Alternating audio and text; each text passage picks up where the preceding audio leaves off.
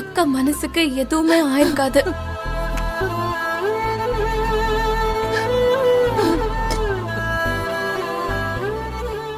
ஏமா அழுதுகிட்டு இருக்க? கையில் இன்னும் வீடு வந்து சேரவே இல்லையே. அவளுக்கு என்னாச்சோ ஏதாச்சோ தெரியலையே.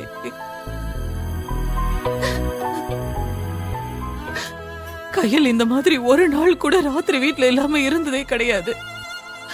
தூங்கறதுக்கு முன்னாடி வீட்டுல இருக்கிற மத்தவங்க எல்லாம் பத்திரமா வந்துட்டாங்களா, பாதுகாப்பா இருக்காங்களான்னு பாத்துட்டு தான் தூங்க போவா. குடும்பத்துக்கே பாதுகாப்பா இருந்தவ இன்னும் வீடு வந்து சேரலையே. அவளை யாரோ என்னமோ அம்மா. பண்ணிட்டாங்க. அம்மா. எனக்கு அது மட்டும் தெரியும். என்னம்மா ஐயோ அத்தை, அப்படியெல்லாம் எதுவும் நடந்திருக்காது அத்தை.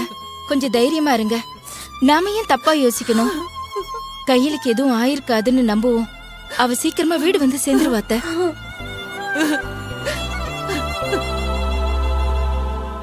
அம்மா அழாதம்மா. உன்னை இப்படி பார்க்கவே எனக்கு கஷ்டமா இருக்கு. ஒரு பக்கம் மாமாவை காணோம், ஒரு பக்கம் அக்காவை காணோம். ஏன் நம்ம வாழ்க்கையில மட்டும் இப்படி எல்லாம் நடக்குதுன்னு நினைச்சு எனக்கு தூக்கமே வர மாட்டேங்குதுமா. அந்த கடவுள்னு ஒண்ணு உண்மையாவே இருந்தா அவங்கள பத்திரமா கொண்டு வந்து நம்ம கிட்ட சேர்த்துருவாரு. எனக்கு கடவுள் மேல இருந்த நம்பிக்கையே போயிடுச்சுடி. அம்மா,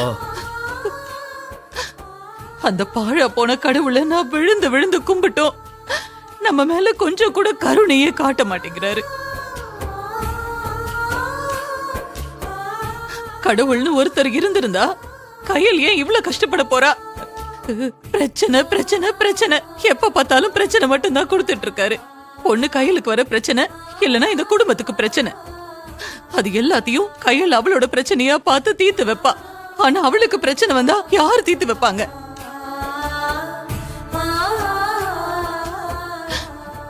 கையில் சந்தோஷமா சிரிச்சு பேசி எவ்வளவு நாள் ஆச்சு தெரியுமா?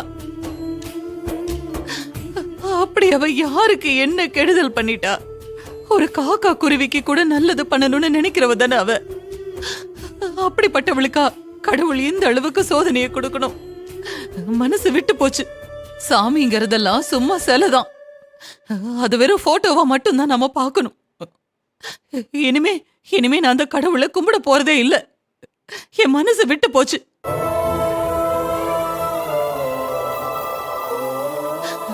பெத்த வயிறு பத்திக்கிட்டு எரியுது. என் பொண்ணு நான் இழந்துட்டேனோன்னு எனக்கு பயமா இருக்கு. எழில் மாப்பிள்ளையும் கையிலும் சந்தோஷமா வாழணும்னு நான் நினைச்சேனே. ஆனா அந்த கடவுளுக்கு அது பொறுக்கல போல. அத்தை, மனசு தளர விடாதீங்க அத்தை. விடிஞ்சதும் கையில் வீடு வந்து சேர்ந்துருவாங்கிற நம்பிக்கையில தான் நானும் அவரும் இவ்வளவு நேரம் பேசிட்டு இருந்தோம். கண்டிப்பா கையில் காலையில வீடு வந்து சேர்ந்துருவா. நீங்க இப்படி உட்காந்து அழுதுட்டு இருக்காம கொஞ்ச நேரம் வந்து படுங்க அத்தை. தயவு செஞ்சு உங்க உடம்புக்கு எடுத்துக்காதீங்க. வாங்க அத்தை, வாங்க. இல்ல, எனக்கு என்ன ஆனாலும் அதை பத்தி எனக்கு கவலை இல்ல தானோ. நீங்க எல்லாரும் நல்லா வாழணும்னு வேண்டிக்கிட்டு தான் நான் கடவுளை கும்பிட்டுக்கிட்டு இருந்தேன்.